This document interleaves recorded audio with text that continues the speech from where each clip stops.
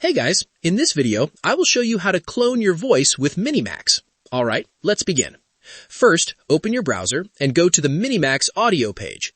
Once the page loads, look at the left side menu and click on Voice Clone. From here, you have two options. You can upload an existing voice recording, or you can record your voice directly inside MiniMax.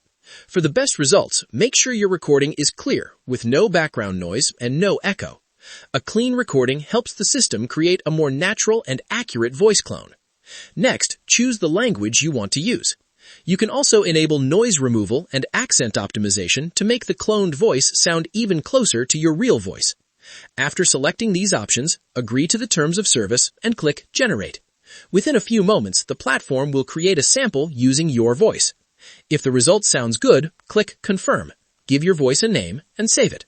Your cloned voice is now ready to use for videos, podcasts, narration, or other projects. So, that's basically how you can clone your voice with MiniMax. That's it for this video. Thanks.